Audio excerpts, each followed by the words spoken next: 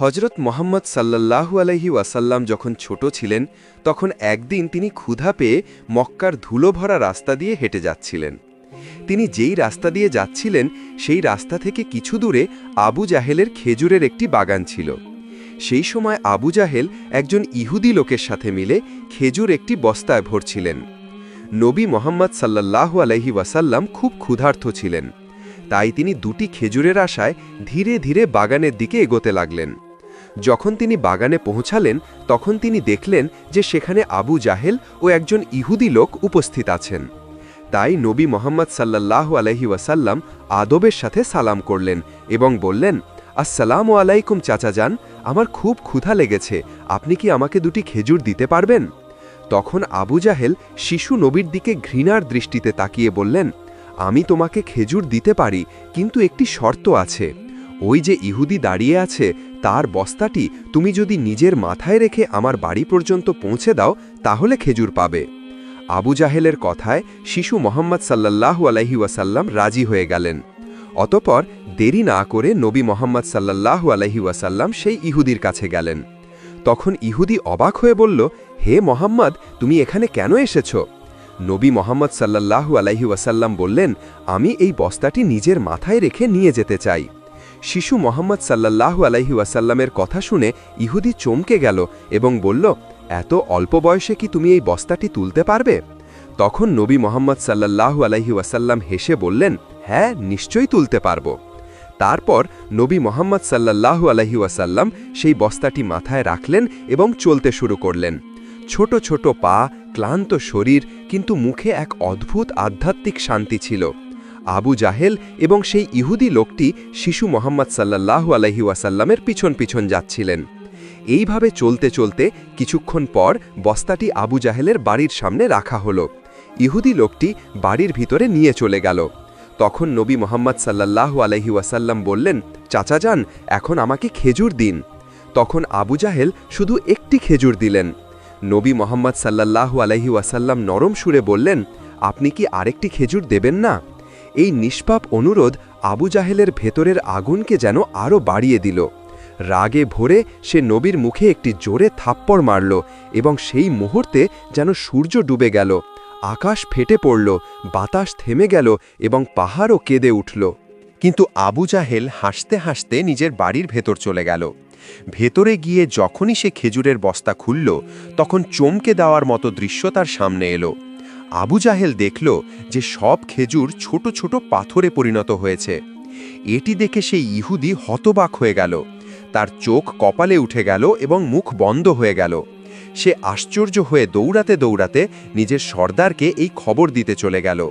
ওদিকে আবু জাহেল বাড়ি থেকে বাইরে এসে ব্যঙ্গ করে বলল, হে মোহাম্মদ, তুমি তো খুব বড় জাদুকর, তুমি আমার খেজুরের উপর জাদু করেছ।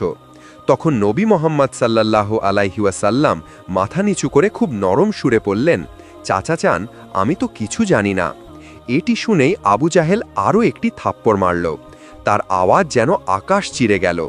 সব কিছু থেমে গেল এবং সেই নিষ্পাপ শিশুর চোখ থেকে একটি অশ্রু গড়িয়ে পড়ল। কিন্তু কি মমতা ছিল, কি রহমত! নবী শুধু এতটুকু বললেন, চাচাজান, আপনার হাতে আঘাত লাগেনি তো? সুবহান আল্লাহ!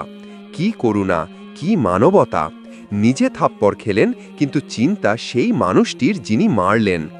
তারপর নবী মোহাম্মদ সাল্লাল্লাহু আলাইহি ওয়াসাল্লাম এইসব অপমান, কষ্ট এবং ক্ষুধা নিয়ে বাড়ি ফিরে গেলেন না, বরং চুপচাপ পাহাড়ের ধারে গিয়ে দাঁড়িয়ে গেলেন। গাছ এবং পাহাড় যেন ডেকে উঠল। আফসোস, যাকে সৃষ্টি করা না হলে এই পৃথিবী, এই আকাশ কিছুই থাকত না। সেই মহান নবী আজ ক্ষুধার্ত, অপমানিত, অবহেলিত হচ্ছেন।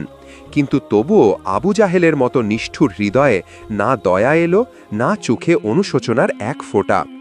ওদিকে সেই ইহুদি লোকটি নিজের সর্দারের কাছে দৌড়ে পৌঁছে গেল এবং হাঁপাতে হাঁপাতে বলল, আজ আমি এমন একটি ঘটনা দেখেছি যা কল্পনারও অতীত।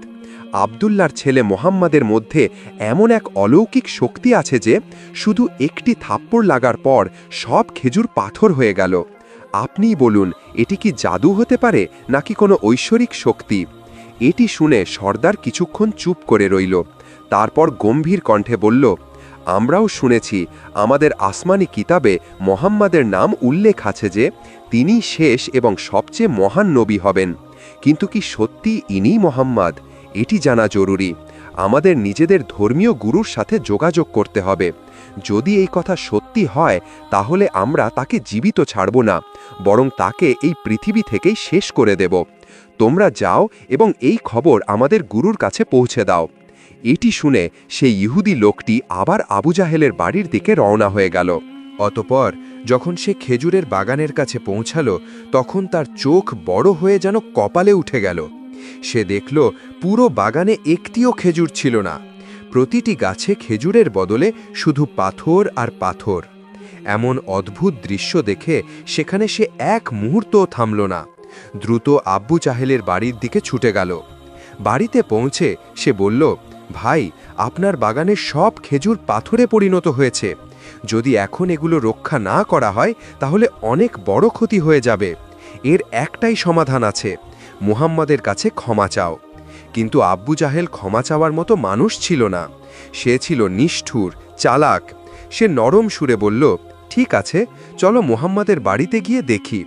তারপর সে নবী মুহাম্মদ সাল্লাল্লাহু আলাইহি ওয়াসাল্লামের বাড়ির দিকে চলতে শুরু করল। সেই সময় নবী মুহাম্মদ সাল্লাল্লাহু আলাইহি ওয়াসাল্লাম তার চাচা আবু তালেবের সাথে থাকতেন। যখন আবু জাহেল বাড়িতে পৌঁছালো তখন আবু তালেব একা ছিলেন। আবু জাহেল আওয়াজ দিয়ে বলল, হে আবু তালেব, তোমার ভাতিজা মোহাম্মদ একজন খুব বড় জাদুকর। সে আমার বাগানের সব খেজুর পাথরে পরিণত করে দিয়েছে। তারপর সে ব্যঙ্গ করে বলল, কোথাও কোনো পাহাড়ের ধারে কোনো সিংহ বা ভাল্লুক তাকে খেয়ে ফেলেনি তো? এটা শুনে চাচা আবু তালেব অস্থির হয়ে উঠলেন। তিনি এক মুহূর্ত দেরি না করে নবীর খোঁজে বেরিয়ে পড়লেন। ওদিকে নবী মুহাম্মদ সাল্লাল্লাহু আলাইহি ওয়াসাল্লাম একটি পাহাড়ের ধারে বসে কাঁদছিলেন এবং বলছিলেন, যদি আজ আমার বাবা মা বেঁচে থাকতেন তাহলে হয়তো কেউ আমার সাথে এমন ব্যবহার করত না। আমি খুব একা, খুব নিঃসঙ্গ।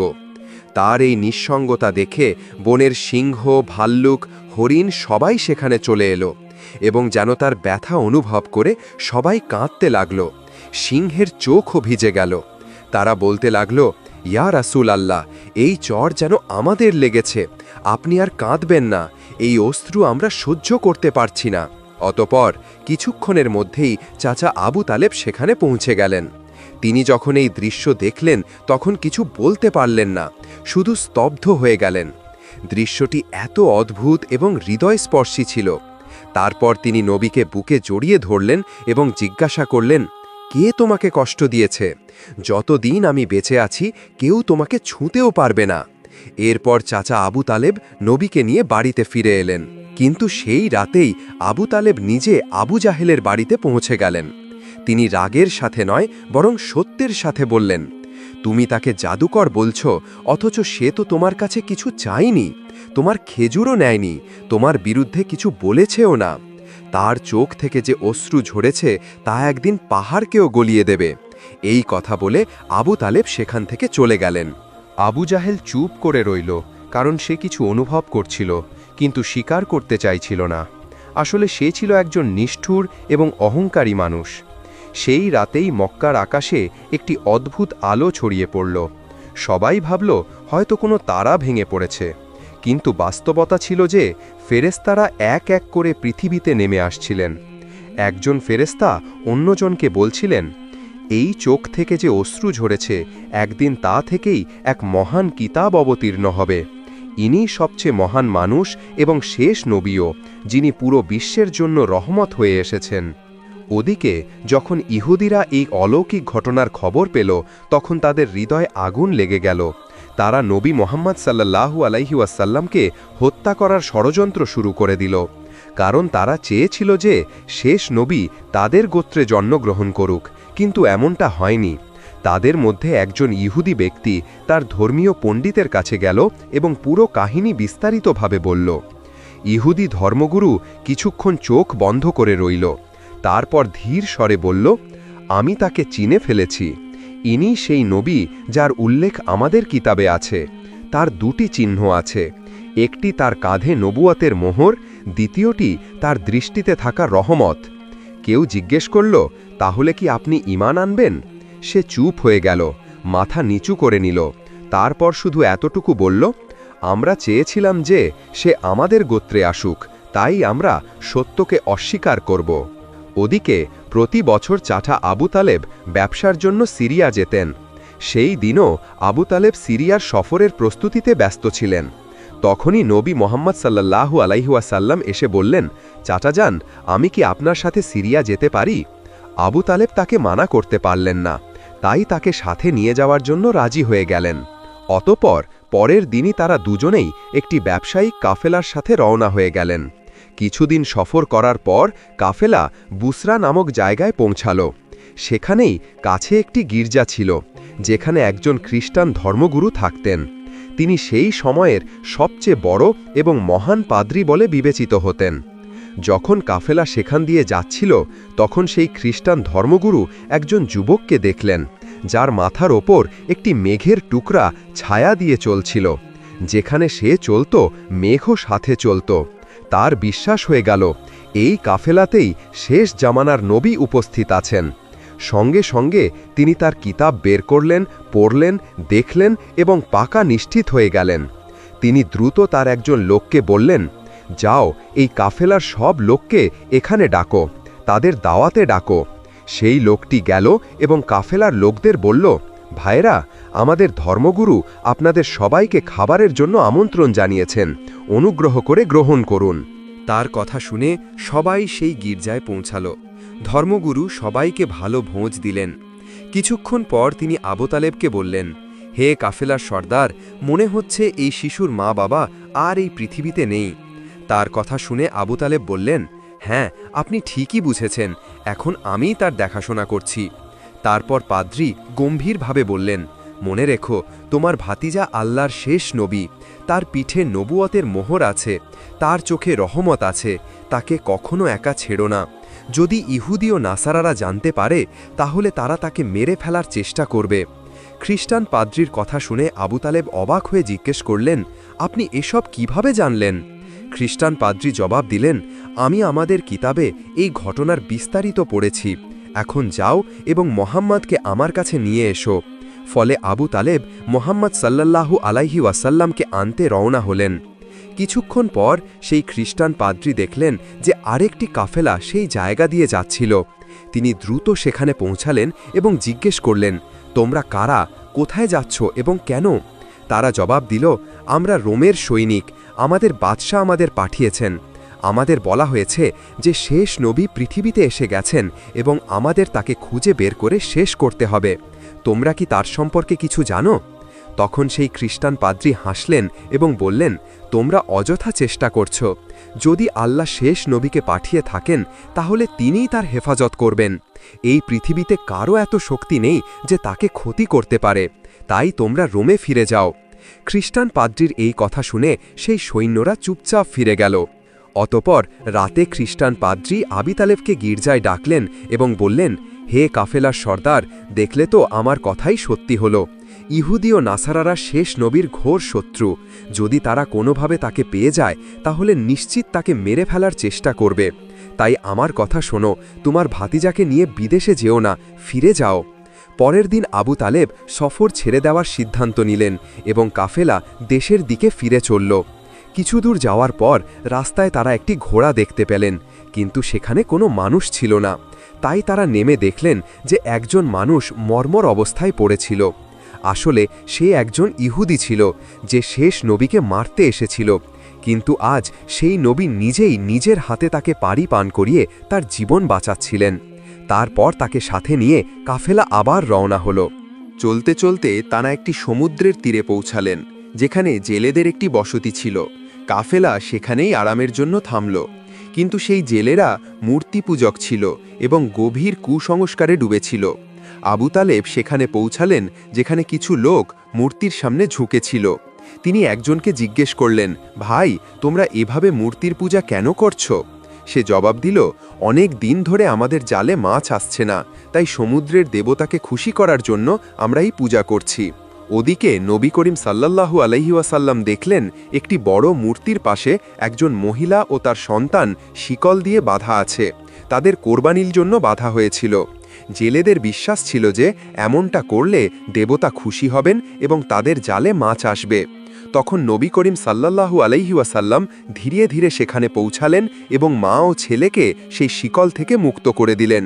সেই মুহূর্তে একজন জেলে এসে ঘাবড়ে গিয়ে বলল, যাদের কোরবানি দেওয়ার জন্য বাধা হয়েছিল তাদেরকে কোনো এক বাচ্চা মুক্ত করে দিয়েছে। এটা শুনে সবাই রাগে নবীকে ধরতে দৌড়ালো। আবু তালেব তাদের থামাতে এগিয়ে গেলেন। তখনই সবার চোখ একটি অলৌকিক ঘটনা দেখে বেরিয়ে এলো। সেই বড় মূর্তি নিজেই পড়ে ভেঙে গেল। সমুদ্রে প্রবল ঢেউ উঠতে লাগলো এবং তাদের সাথে প্রচুর মাছ ওপরে চলে এলো। জেলেরা জাল ফেলে মাছ ধরতে লাগলো এবং আনন্দে মেতে উঠল। এসব দেখে আবু তালেব হতবাক হয়ে গেলেন। আসলে নবী করিম সাল্লাল্লাহু আলাইহি ওয়াসাল্লাম সেই সময় সমুদ্রের ধারে দাঁড়িয়ে নিজের রবের কাছে দোয়া করছিলেন এবং সেই দোয়ার বরকতে আল্লাহ তাআলা সমুদ্রকে মাছ দিয়ে ভরে দিলেন। তখন কাফেলা মক্কার দিকে রওনা হয়ে গেল। মক্কায় পৌঁছানোর পর নবী মোহাম্মদ সাল্লাল্লাহু আলাইহি ওয়াসাল্লাম তার চাচা আবু তালেমের ছাগল চড়াতেন। একদিন ছাগল চড়িয়ে ফেরার সময় নবী মোহাম্মদ সাল্লাল্লাহু আলাইহি ওয়াসাল্লাম দেখলেন এক জায়গায় গোলাম ও দাসীদের হাট বসেছে। পুরুষদের গরম লোহা দিয়ে পেটানো হচ্ছিল এবং মহিলাদের উচ্চ দামে বিক্রি করা হচ্ছিল। এই দৃশ্য দেখে নবীর হৃদয় কেঁপে উঠল। ওদিকে নবীর এক চাচা আবু রাহাব গোলামদের কেনাবেচা করতেন। তিনি একজন নিরপরাধ দাসীকে অত্যন্ত চড়া দামে বিক্রি করছিলেন। তখনই সেই দাসীর স্বামী দৌড়াতে দৌড়াতে এলো এবং বলল, হুজুর, আপনি এই জুলুম করবেন না, আমাদের ক্ষমা করে দিন। সে বড় অসহায় ভাবে এবং কাকুতি মিনতি করে কাঁদতে লাগল, কিন্তু আবু লাহাব তার কথা শুনছিল না। সেই সময় আমাদের রহমতের নবী মোহাম্মদ সাল্লাল্লাহু আলাইহি ওয়াসাল্লাম সেখানে পৌঁছে গেলেন এবং চাচা আবু লাহাবকে বললেন, চাচা, এই মহিলাকে বিক্রি করবেন না। আবু লাহাব কটমট করে তাকিয়ে বলল, আমি একে খুব চড়া দামে কিনেছি, যদি তুমি এর দাম পরিশোধ করে দাও তাহলে নিয়ে যাও। তখন নবী মোহাম্মদ সাল্লাল্লাহু আলাইহি ওয়াসাল্লাম কিছু না বলে তার দাম পরিশোধ করে দিলেন এবং সেই দিন সেই মহিলা আমাদের প্রিয় নবীর কারণে মুক্ত হয়ে গেল। তো প্রিয় দর্শক, এই ছিল আমাদের আজকের এই ভিডিও। কেমন লাগলো কমেন্ট করে আমাদের অবশ্যই জানাবেন। আজ তাহলে এই পর্যন্তই। আপনারা ভালো থাকবেন, সুস্থ থাকবেন। আল্লাহ হাফেজ।